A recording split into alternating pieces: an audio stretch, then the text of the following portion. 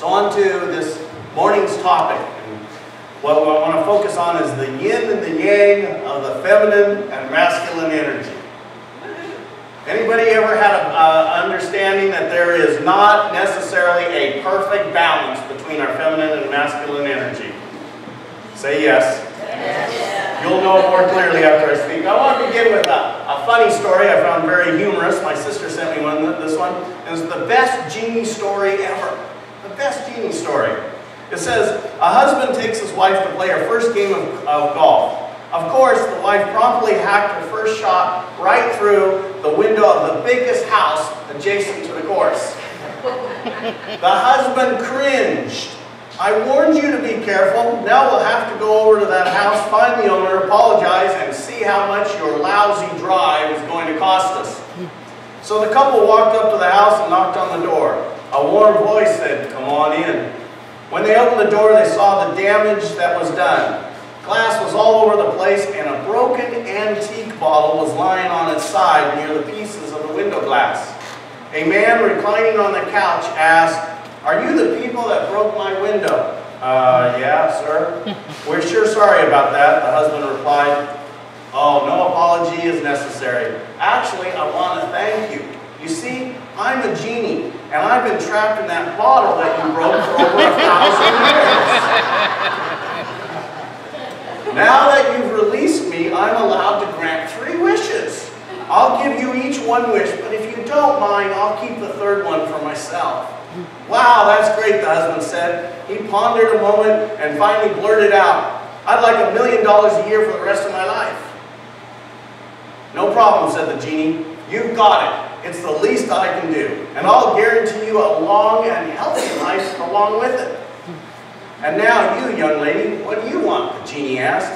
"I'd like to own a gorgeous home in every country in the world, complete with servants," she said. "Consider it done," the genie said. "And your home will always be safe from fire, burglary, and natural disasters." "And now," the couple asked in unison, "what's your wish, Mr. Genie?" "Well, since I've been trapped in that bottle, I haven't had a great home-cooked meal in 1,000 years. And my house, look at it, it hasn't been cleaned in a very long time. So my wish is for the 2 of you to prepare me the finest meal ever, right after you clean my house from top to bottom." The husband looked at his wife and said, "Gee, honey, you know, we both now have a fortune, all those houses. What do you think?" She mulled it over for a few minutes and said, "You know, you're right.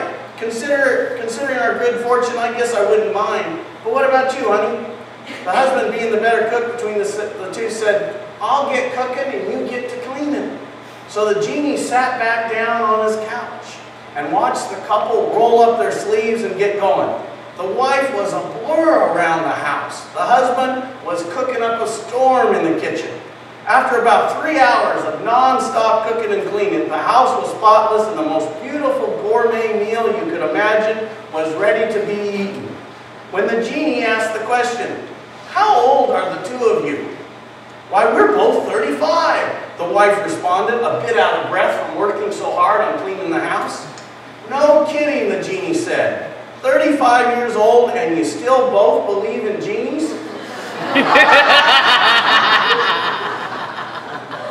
you know that was coming? So you all have a house anywhere in the world with servants and $1 million. So on to the subject. We live in a physical universe that consists of many opposites. This polarity can be found in all things, including our emotions and feelings. For example, we know that there is sadness. Where there is sadness, there is joy. Where there is love, there is fear. And where there is hatred, there is compassion. For anger, there is forgiveness, and so on. The examples continue. The opposites reflect the dual nature of our infinite Creator, Father, Mother, God. Eastern mystical teachings, especially Buddhism, tell us that the male-female principle of polarity was and still is the driving force of creation that ordered and arranged our physical universe and all that it contains within it, including you and I. On a much smaller scale, these 2 polarities of energy are an integral part of our soul and our nature. Our one and whole complete body contains a masculine and feminine consciousness.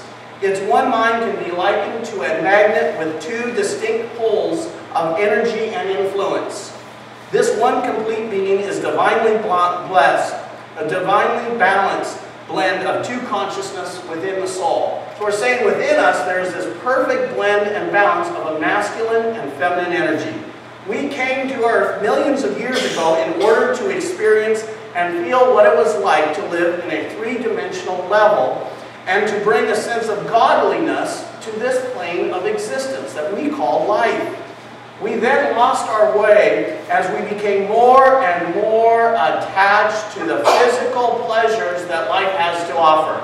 Eventually, we lost our God-centeredness and became ego-driven or self-centered. Would you agree with that as the whole basis, or at least the consciousness of North America, that we have become more detached from our spirituality and more attached to the physical things of the world? Yes? Good. So when we have been on that wheel of life, death, life, for ages, trying to recall our divine origins of who we truly are, so that we can reclaim our God-centeredness and reunite with our true, authentic, and complete self. When we became more ego-driven and less God-centered, we caused a break within ourselves, a separation, a real form, or what feels like a real sense of distinct separation between the two, a wedge, which caused an apparent split in our understanding of who and what we truly are in this world. One was assigned a masculine root gender, and the other was a feminine root gender. When that happened, the male half retained a vestige of feminine energy, a trace of feminine energy. The opposite occurred for the feminine energy. Over many lifetimes, males and females have been trying to bring their masculine and feminine energies into balance. True?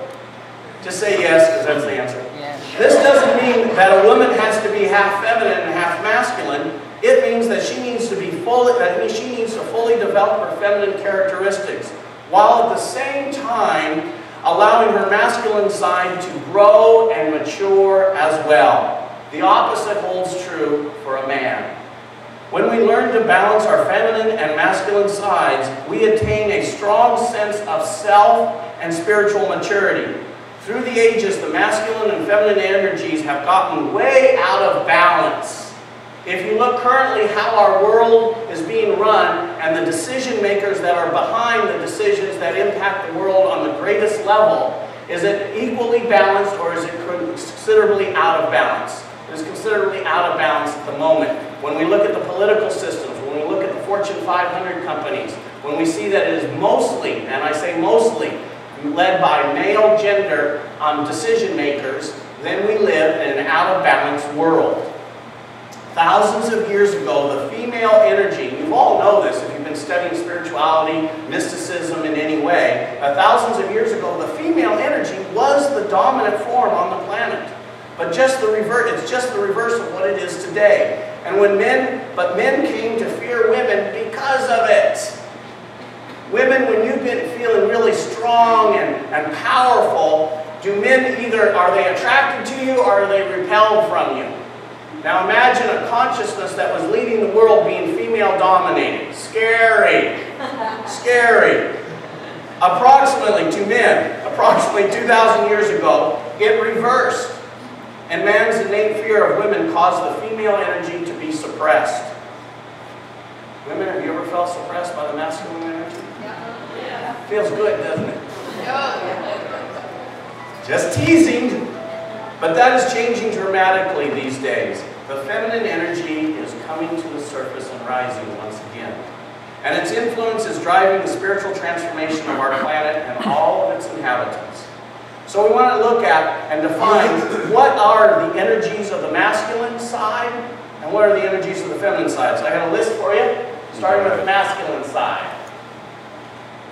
The masculine energy is doing, aggression, analytical, always want to figure everything out. Concrete means inflexible, impatient, striving, rushing, assertive, left brain, organizing, logical, busy, hard, controlling. Does that sound like any masculine energy? Okay, now here's the opposite of it, or the feminine side. And within us are both these energies. The feminine energy is being, surrender, intuitive, abstract, patient, tranquil, nurturing, receptive, right brain, synthesizing, creative, calm, soft, and allowing. The words, when I read through those lists, that you feel the most connected to and most grounded in are probably the strengths that you are very well and have nurtured and brought to the surface and act within on a daily basis. The ones you go, wow, there's no way that's a part of me. We haven't spent any time in that energy. So if we put both lists together, this is what it looks like. So see how each one balances out the other. Doing, external world. Being, internal world. Aggression, meaning you got to go after, you got to be that go-getter. You want to climb the corporate ladder in a sense. You want to succeed, etc. And the opposite side is surrender. Well, however you want it to be. If you think that's the way it is, great. Analytical. Problem solver, want to fix it. So when somebody that's intuitive speaks to the analytical person and saying, you know, it just doesn't feel right at the job. You know, I'm not feeling right about a certain relationship. The analytical person says, well, just cut them out of your life. Fix it. Get it better. Concrete, abstract. I mean, when you're concrete, we want to see things a certain way. We need it laid out before us. We need every dot, every I dotted, every T crossed. When it's abstract, yeah, just get it close. Just get it close. Impatient, patient. Need I say anything more? Pretty self-explanatory there, huh? Striving, tranquil. Striving means we're always looking to get ahead, to do better than what we currently are. It's great in athletics. Somebody that's striving to be better athletically means they're in a practice, they're going to work hard. Very good quality to have. Somebody that is tranquil, it's like, I'll do my best. It's all right. Let's just enjoy the moment, shall we? Rushing, nurturing. Easy there. Assertive, receptive. Assertive means we put ourselves out there. We're not afraid to take risk.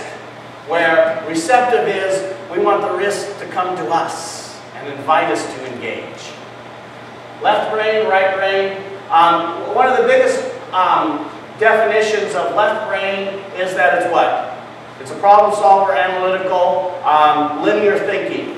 The left brain or right brain is what? Very left hand. Right brain controls left hand. Left brain controls right hand. Right brain is very what? Creative. It's probably the number one part. Intuitive, etc. Organizing, synthesizing. Meaning organizing is very neat and orderly. Neat and orderly, where synthesizing is what? Let's just get everyone together and we'll just kind of do it as a group. Perhaps. Logical, creative. Pretty simple there. Busy, calm, hard, soft, controlling, allowing. Now, if you've ever been in a relationship with somebody that is really dominant in one side of the energy versus hardly touching any of the others, it's really difficult for somebody that is kind of balanced to hang out with somebody that's really dominant in one or two of the or one or the other energy. For instance, somebody that's dominant, easy way to pick it out or define the two, a dominant person with masculine energy, they ride a Harley. One that has a little balance on the feminine side, a moped. Easy understanding there? Mechanic, teacher. What other examples? What would be a clear example there you can share with me of somebody that's dominant and how it shows up out here in their outer world? A dominant masculine energy, it would look like a what? An accountant. Very good. Versus female energy, a poet. There you go. Great example. Artist, construction worker. Computer guy. Computer guy. And florist. There you go. Good example. That way. On-site computer guy. So there is a massive shift in consciousness taking place in our world today. The material ways of life are of less importance to many, while the spiritual becomes more immortal, more vital and fulfilling. As we go through this profound shift that we are taking place here on earth, many individuals are experiencing a deep inner change as well. As this change intensifies, each of us must learn to bring into harmony the masculine and feminine energies that make up our very nature. Men must be less controlling and more allowing. Women must be more assertive without sacrificing their warmth and softness. Men must not be afraid to cry and show their feelings. Women need to express themselves more. Men must rely more on their intuition, while women should develop their logical thinking. Men need to stop doing and striving so much and learn how to just be in life. Women need to become more independent and aggressive, as well as always is the key to balance. I want to show you an excerpt here from a relationship expert, Dr. Linda Carges-Bone. Watch this video.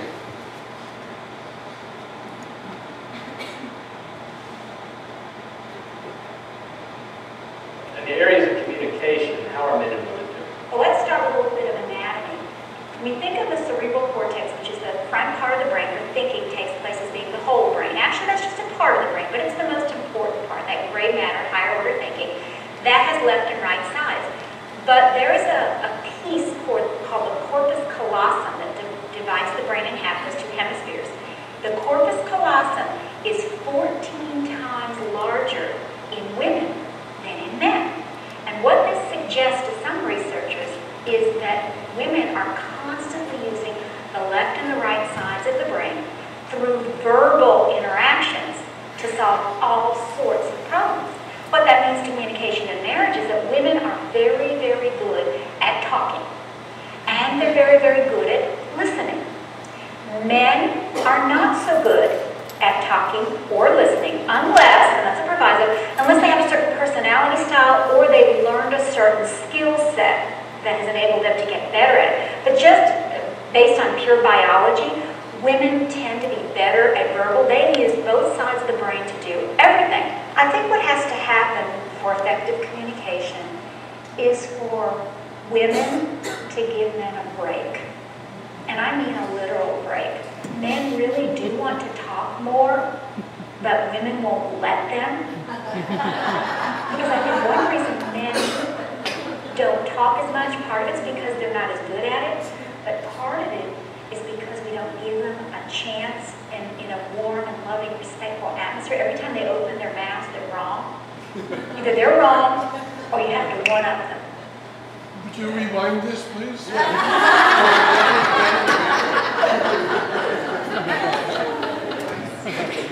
True?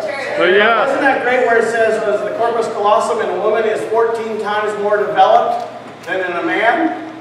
Well, how about have you ever been a woman with a man that yours is like 30 times more developed? You don't stand a chance. None. But you see, that's what's happened oftentimes is a woman in general, when she's really in touch with both sides of the brain, but especially her feminine aspect, her feminine qualities and energy, she is a much better communicator verbally and a better listener than a man is, because man often hasn't developed the feminine energy as much. And the reason that we men have been hesitant to develop our feminine energy through our own society, growing up in our culture, starting in school. As a little boy growing up, men in the room, were we allowed to show our feminine aspects or feminine qualities, to be soft or to feel sympathy when a kid just got the heck beat out of him in a fight and it's our friend? We're afraid to go over and hug him or comfort him and say it's okay, because then we will be seen as a whip. And we use different words in that in Southern California, but anyway, we will be seen differently. And so the hesitancy within a man to develop the feminine side is very scary to us. So it's a lot of times safer for us to, in a sense, stay in our... And the difference between, once again, those two qualities, feminine and masculine, if you can think of the feminine as the heart and the masculine from the head.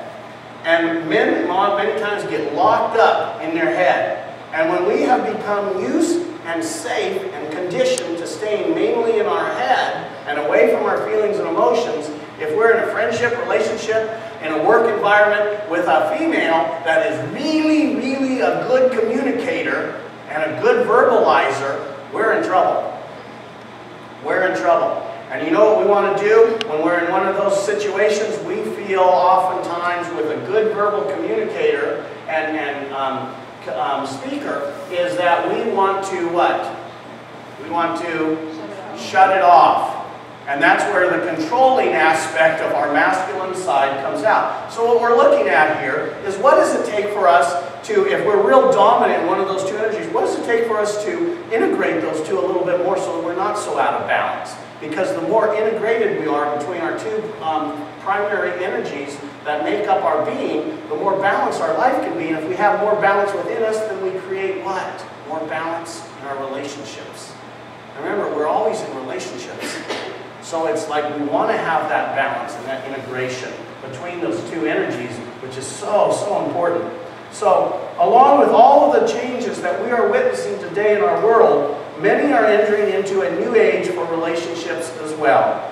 Be it they call it their soulmate, the person they were always meant to be with. Each partner must try to reach a healthy balance of the male-female energy that are part of one's makeup. As we look around the world today, that is beginning to happen. Many women in today's culture are developing a greater sense of themselves. On the other hand, men have begun to nurture the tender qualities of their feminine side. And what social scientists and psychologists are reporting and sharing is that in about the last 40 years, there's been a huge shift on how we are seeing ourselves in relationships. Meaning, as far as within the family structure, where now men are caring more for their child, where before that was strictly, and for many of you that grew up that are in your 60s, 70s, and still in today's culture, for many that are out of balance, the raising of a child is whose responsibility? The woman. And what we're seeing now, where the shift is taking place from the social psychologists that study this phenomena and research it, is that men are now becoming more involved in child rearing.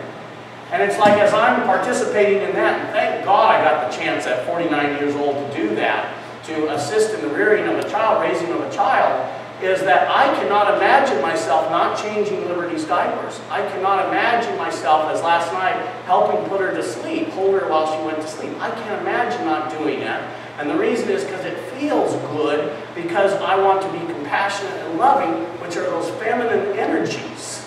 And so it's important that as we embrace that, then we start changing, and our approach to being in life changes and shifts. So, the influence of the evolving consciousness of the planet is prompting each and every one of us to rebalance the masculine and feminine energies within our nature. And because of it, the quality of our partnerships will increase dramatically.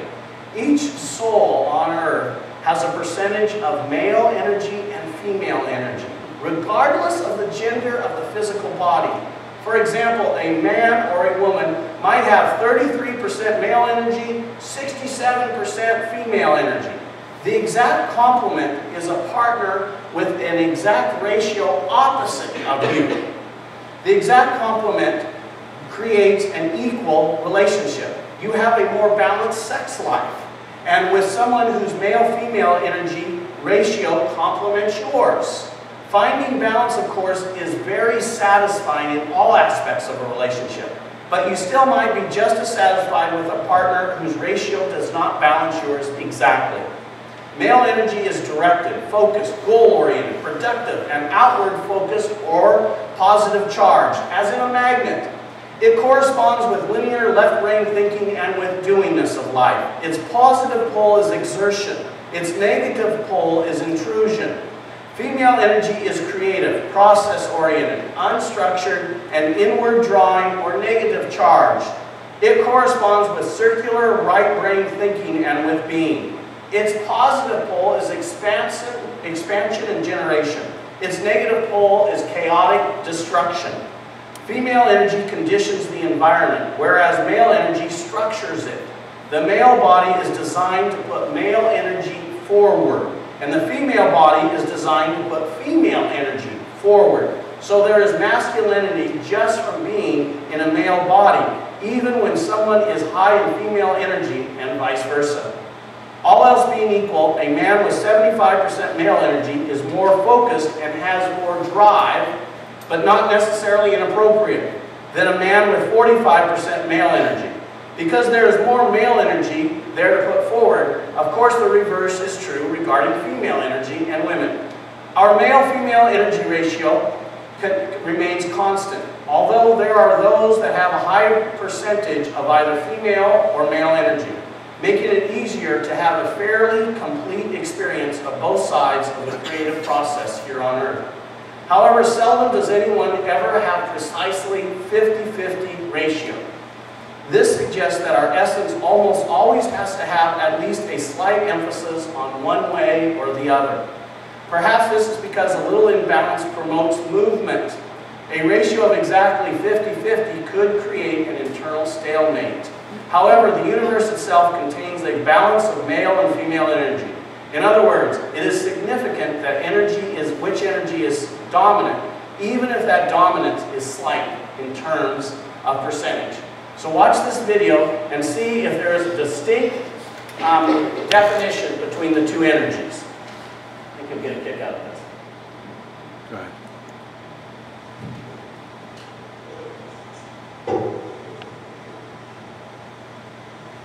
You aren't going to believe what happened to me today. I mean, I work for a 65-year-old senile man, and the man just decided to blow up at me for no reason. I mean, you met the man. He's losing it. He's losing it. He truly is losing it. He said that I got some file of his. I didn't lose a damn file. I worked there for 5 long years, and I have no idea what was wrong with that man. I mean, I put in so much time, so much work, and you know what? I'm sick and tired of it. Well, you're probably... I mean, honey, you know, you should just...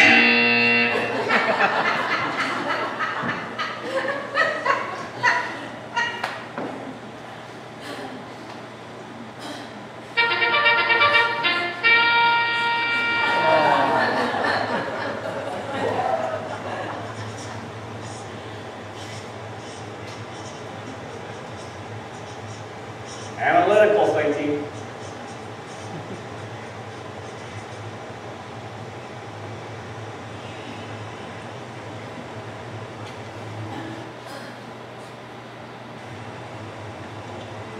Hey there, honey. I actually have something that I need.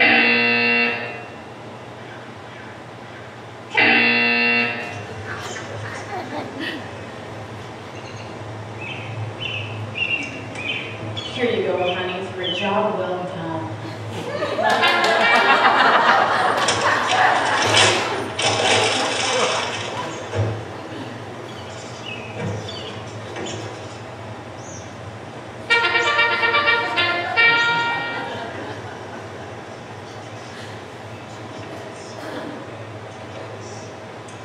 Hey, honey, you got one thing I wanted to try?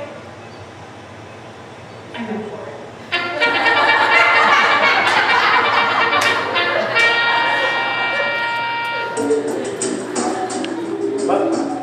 Okay, kill it.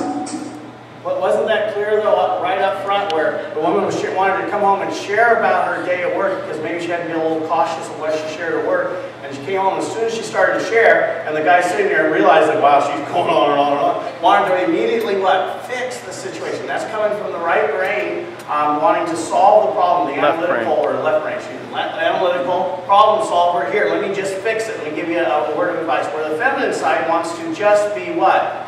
Heard and listened to, and after he's heard, which is also the perfect parenting situation, that she wants to be what? Validated with a hug or physical touch, right? To know that, wow, he heard, he took time to listen to me and hear what I had to say. And where the other guy, he's out there, when he's out there, he's problem solving, you know, and he's analytically thinking, and he's got a linear process going on, and all that, and he wants to be validated for that thing. And one way you validate a male is through their belly.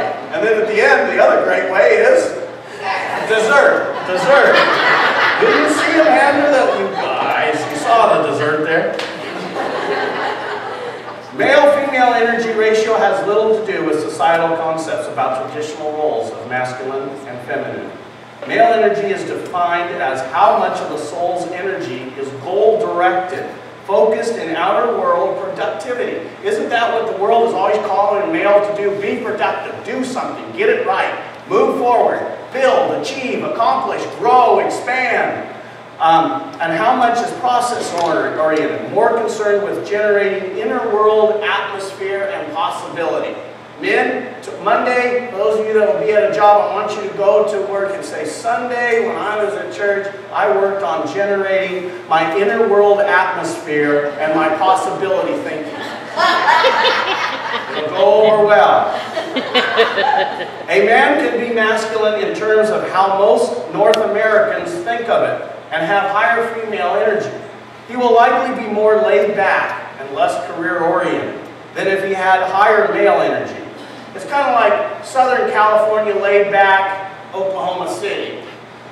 Or, I'll bring it up to here, Victoria and Innisfail, Alberta.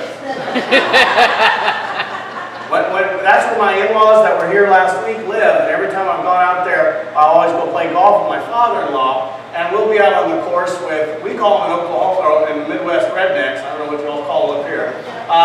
But what I know is when you say you're from Victoria, it doesn't go over like, oh wow, that really must be a great place. Oh, you live there. And they just kind of give one of these, oh, you live there. I say yes.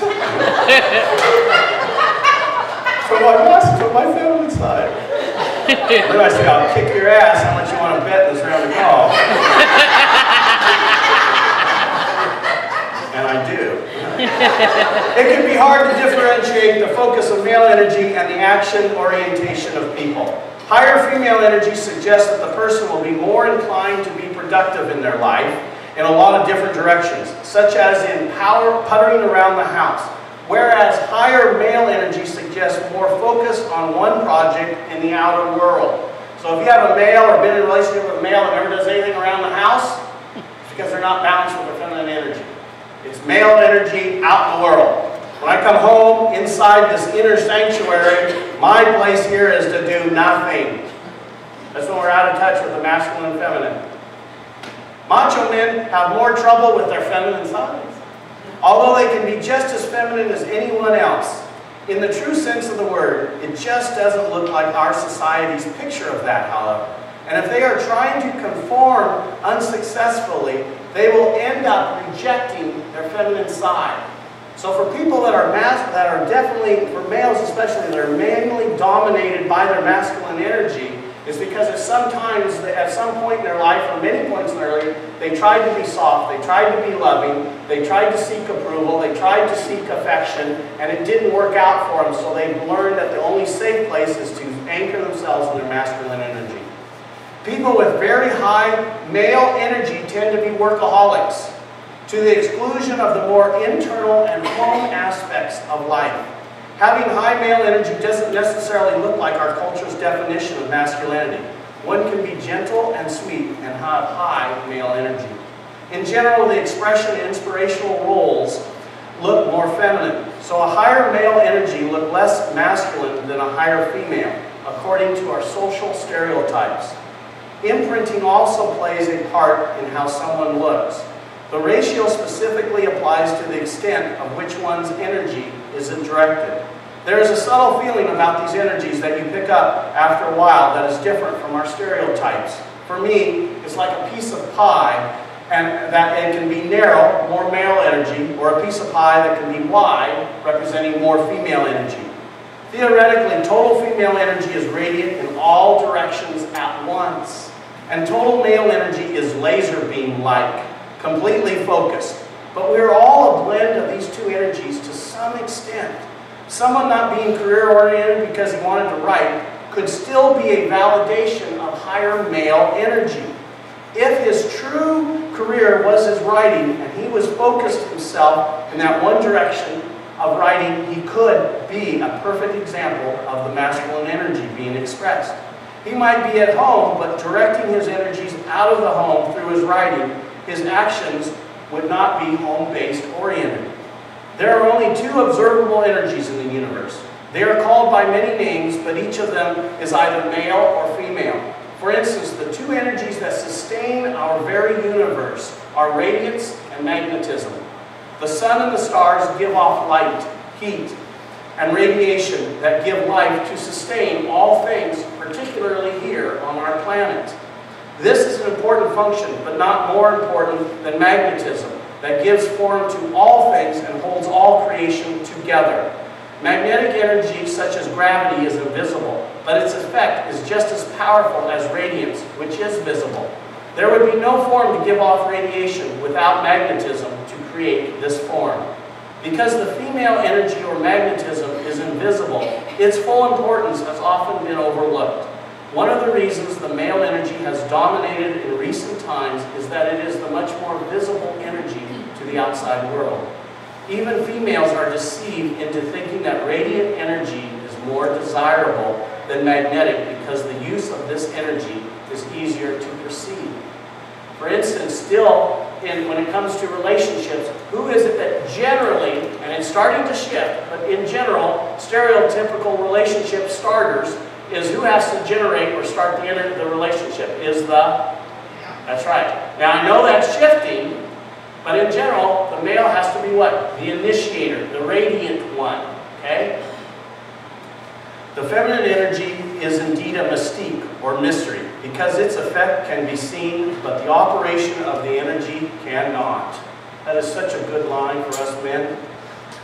Women, your energy is a mystery to all of us. And we've been trying to figure it out through songs, through books, through poems, and most importantly, through living with you.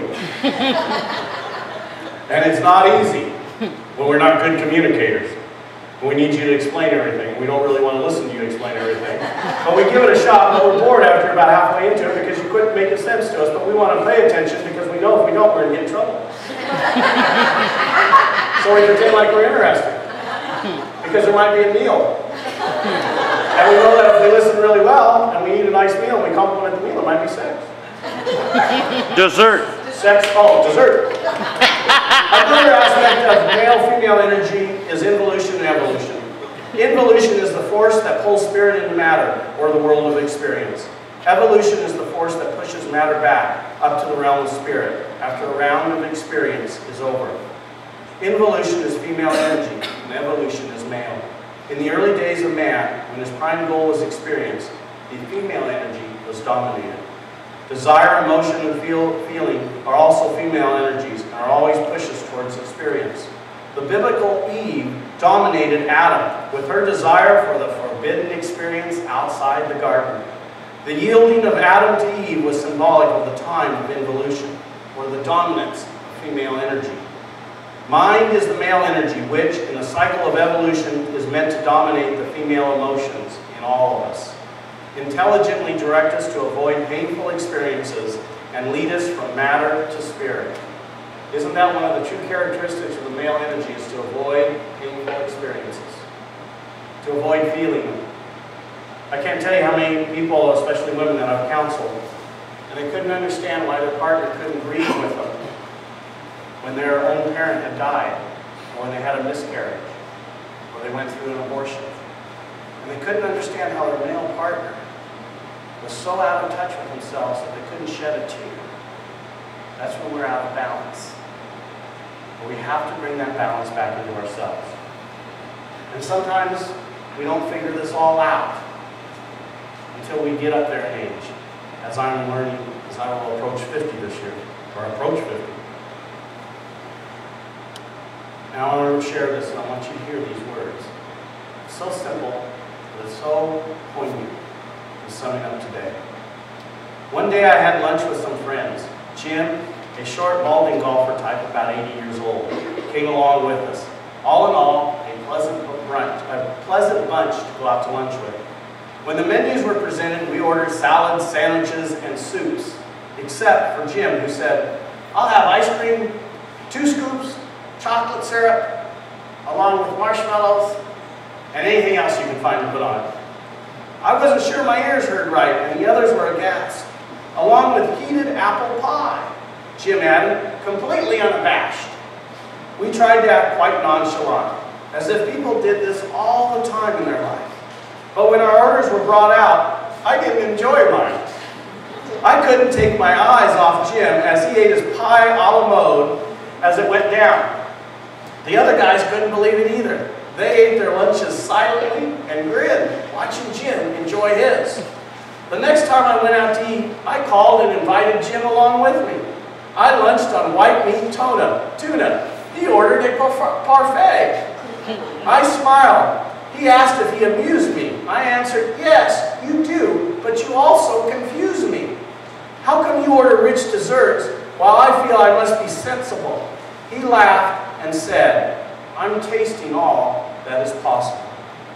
I try to eat the food I need and do the things I should, but life is too short. My friend, I hate missing out on something good.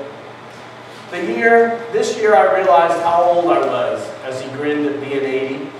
I haven't been this old before, he said. So before I die, I've got to try those things that for years I had ignored. I haven't smelled all the flowers yet. There are too many trout streams I haven't fished. There's more Sundays to wolf down and kites to be flown overhead.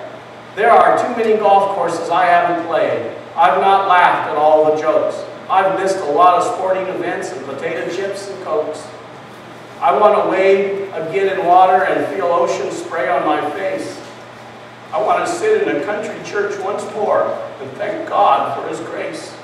I want peanut butter every day spread on my morning toast. I want untimed long-distance calls to my best friends and to the people that I love the most. I haven't cried at all the movies yet or walked in the morning rain. I need to feel wind on my face. I want to be in love again. So if I choose to have dessert instead of having dinner, then should I die before nightfall, I'll say I died a winner because I missed out on nothing. I filled my heart's desire. I had the final chocolate mousse before my life expired. With that, I called the waitress over. I've changed my mind, I said. I want to have what he's having.